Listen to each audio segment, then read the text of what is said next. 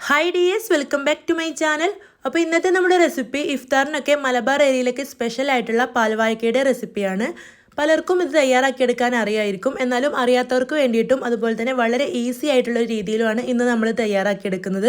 അപ്പോൾ നമ്മൾ കുക്കറിലാണ് തയ്യാറാക്കിയെടുക്കുന്നത്. അപ്പോൾ സാധാരണ നമ്മൾ പാനിലൊക്കെ വെച്ച് തയ്യാറാക്കിയെടുക്കുന്നതിന് വളരെ എളുപ്പത്തിൽ തയ്യാറാക്കിയെടുക്കാൻ കഴിയും. അപ്പോൾ നമുക്കിത് എങ്ങനെയാണ് തയ്യാറാക്കുന്നതെന്ന് കണ്ടു നോക്കാം. അതിന് വേണ്ടിയിട്ട് ഞാനിവിടെ 2 പഴം എടുത്തു വെച്ചിട്ടുണ്ട്. അത്യാവശ്യം വലുപ്പത്തിലുള്ള 2 പഴമാണ് കേട്ടോ എടുത്തു വെച്ചിട്ടുള്ളത്. ഇത് ഒരുപാട് പഴുത്തിട്ടൊന്നുമില്ല, നന്നായിട്ട് പഴുത്തതാണെങ്കിൽ ഒന്നുകൂടെ നന്നായിരിക്കും. ഇനി നമുക്കിതൊന്ന് കട്ട് ചെയ്തെടുക്കണം. അപ്പോൾ ഞാനിതിവിടെ വട്ടത്തിലൊന്ന് കട്ട് ചെയ്തെടുത്തിട്ടുണ്ട്. ഇത് കുക്കറിലേക്ക് ചേർത്ത് കൊടുക്കുകയാണ്. അപ്പോൾ നമ്മളിവിടെ കുക്കറിലാണ് തയ്യാറാക്കിയെടുക്കുന്നതെന്ന് പറഞ്ഞല്ലോ. അപ്പോൾ ഈ ഒരു കുക്കറിലാകുമ്പോൾ നമുക്ക് വളരെ എളുപ്പത്തിൽ തയ്യാറാക്കിയെടുക്കാൻ കഴിയും കേട്ടോ. അപ്പോൾ ഈ ഒരു പഴം ഇതിലേക്ക് ചേർത്ത് കൊടുത്ത ശേഷം ഇനി ഇതിലേക്ക് ചേർത്ത് കൊടുക്കുന്നത് സാബൂനരിയാണ്, അതായത് ചൊവ്വരി. അപ്പോൾ ഞാനിവിടെ ഒരു 1/2 ഗ്ലാസ് ചൊവ്വരിയാണ് ചേർത്ത് കൊടുത്തിട്ടുള്ളത്. നന്നായിട്ട് കഴുകി വൃത്തിയാക്കി എടുത്ത ശേഷം ഈ ഒരു പഴത്തിലേക്ക് ചേർത്ത് കൊടുത്തിട്ടുണ്ട്. ഇനി ഇതിലേക്ക് ആവശ്യത്തിനുള്ള വെള്ളം ചേർത്ത് കൊടുക്കണം. അപ്പോൾ ഒരു 1/2 ഗ്ലാസ്സിന് മുകളിലായിട്ട് വെള്ളം ചേർത്ത് കൊടുത്തിട്ടുണ്ട്. നമ്മളിത് ഒറ്റ വിസിലേ അടുപ്പിച്ചെടുക്കുന്നുള്ളൂ. അപ്പോൾ അതിന് വേണ്ടിയിട്ട് ഇത്രയും വെള്ളം ചേർത്ത് കൊടുത്താൽ മതി. ഇനി ഇത് നല്ലപോലെ ഒന്ന് മിക്സ് ചെയ്ത് കൊടുക്കാം.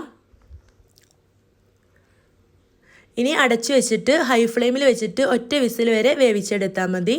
അപ്പോൾ ഞാനിതിവിടെ അടച്ചു വെച്ചിട്ടുണ്ട്. അപ്പോൾ ഈ ഒരു രീതിയിൽ നിങ്ങൾ മുമ്പ് തയ്യാറാക്കിയിട്ടുണ്ടെങ്കിൽ ഒന്ന് കമൻറ്റ് ബോക്സിൽ അറിയിക്കണം കേട്ടോ, കുക്കറിൽ തയ്യാറാക്കിയവരുണ്ടെങ്കിൽ. അപ്പോൾ ഇതിവിടെ ഒരു വിസിൽ അടുപ്പിച്ചെടുത്തിട്ടുണ്ട്. ഇതിൻ്റെ ആവിയൊക്കെ പുറത്ത് പോയിട്ടുണ്ട്. നമുക്കിതൊന്ന് തുറന്ന് നോക്കാം. അപ്പോൾ ഇതിവിടെ നന്നായിട്ട് തന്നെ വെന്ത് വന്നിട്ടുണ്ട്. ഇത് അടിയിലൊന്നും പിടിക്കാതെ തന്നെ വെള്ളമൊക്കെ കറക്റ്റായിട്ട് നമുക്ക് കിട്ടിയിട്ടുണ്ട്. ഇനി നമുക്കിത് ഉടഞ്ഞു പോകാത്ത രീതിയിൽ പതുക്കെ ഒന്ന് ഇളക്കി കൊടുക്കാം. ഇനി ഇതിലേക്ക് ബാക്കിയുള്ള ചേരുവകളൊക്കെ ചേർത്ത് കൊടുക്കാം. ഇതിലേക്ക് ചേർത്ത് കൊടുക്കേണ്ടത് പാലാണ്. അപ്പോൾ ഞാനിവിടെ ഒരു 1/2 കപ്പ് അളവിലാണ് പാൽ ചേർത്ത് കൊടുക്കുന്നത്. അപ്പോൾ ഇതിവിടെ പാലൊക്കെ ചേർത്ത് കൊടുത്ത ശേഷം ഒന്ന് തിളച്ച് വന്നിട്ടുണ്ട്. ഞാൻ കുറച്ചുകൂടെ പാൽ ചേർത്ത് കൊടുത്തിരുന്നു കേട്ടോ, ഒന്ന് ലൂസാവാൻ വേണ്ടിയിട്ടാണ്. അപ്പോൾ നിങ്ങൾക്ക് എത്രയാണോ തിക്ക് വേണ്ടത് അതിനനുസരിച്ച് പാലോ അതല്ലെങ്കിൽ ചുടുവെള്ളമൊക്കെ ചേർത്ത് കൊടുക്കുക. ഈ ഒരു പാലിന് പുറമെ നിങ്ങൾക്ക് തേങ്ങാപ്പാലോ പാൽപ്പൊടി വെള്ളത്തിൽ മിക്സ് ചെയ്തൊക്കെ ചേർത്ത് കൊടുക്കുക കേട്ടോ. ഇനി ഇതിലേക്ക് ഞാനിവിടെ ആവശ്യത്തിന് പഞ്ചസാര ചേർത്ത് കൊടുത്തിട്ടുണ്ട്.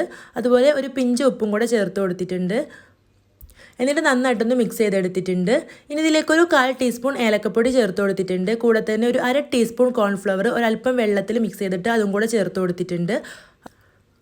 അപ്പോൾ ഇത് ഓപ്ഷനിലാണ്. ഇത് ചേർത്ത് കൊടുക്കുമ്പോൾ നമുക്ക് നല്ലൊരു ടെക്സ്ചറിൽ ഇത് കിട്ടും. അപ്പോൾ ഇത് നിങ്ങൾക്ക് താല്പര്യം ഉണ്ടെങ്കിൽ ചേർത്ത് കൊടുക്കുക കേട്ടോ, നല്ലൊരു കട്ടിയിലൊക്കെ നമുക്കിത് കിട്ടും. അപ്പോൾ ഇതെല്ലാം കൂടി മിക്സ് ചെയ്തിട്ട് നന്നായിട്ടൊന്ന് തിളച്ച് വന്നിട്ടുണ്ടെങ്കിൽ നമുക്ക് ഫ്ലെയിം ഓഫ് ചെയ്യാം.